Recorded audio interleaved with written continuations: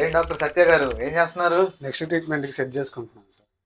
చాలా కాన్ఫిడెంట్ గా మీరు డాక్టర్ అనుకున్నారు కదా. అంటే ఎస్. ఈయన డాక్టర్ కాదండి, ఈయన మా క్లినిక్ సూపర్వైజర్. సో అందరు తెలుసుకోవాల్సిన విషయం ఏంటి అంటే, తెల్ల కోట్ వేసుకున్న వాళ్ళందరూ డాక్టర్లు కాదు.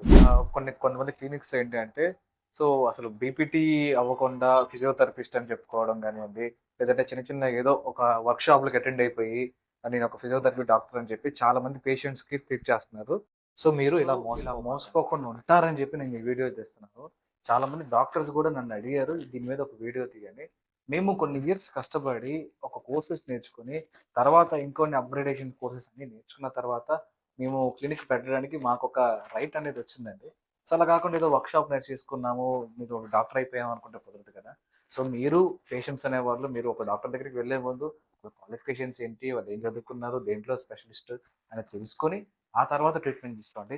ట్రీట్మెంట్ తీసుకోవడం ప్రాబ్లం కాదండి. నేను చేసే టెక్నిక్లు ఇప్పుడు ఇందాక మా సూపర్వైజర్ అని చెప్పాను, ఆయనతో కూడా నేను ట్రీట్మెంట్ చేయించగలను.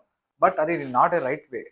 ఎవరైనా చేయగలుగుతారు ఒక 4 రోజులు చేసుకున్నారని ట్రీట్మెంట్. కానీ ఏ ఇబ్బందికి ఏ ట్రీట్మెంట్ చేయాలి, ఎక్కడ ట్రీట్మెంట్ చేయాలి, ఎక్కడ చేయకూడదు, దానివల్ల ఏం ప్రాబ్లమ్స్ వస్తాయి అనేవి ఒక కరెక్ట్ డాక్టర్ మాత్రమే తెలుస్తాయి.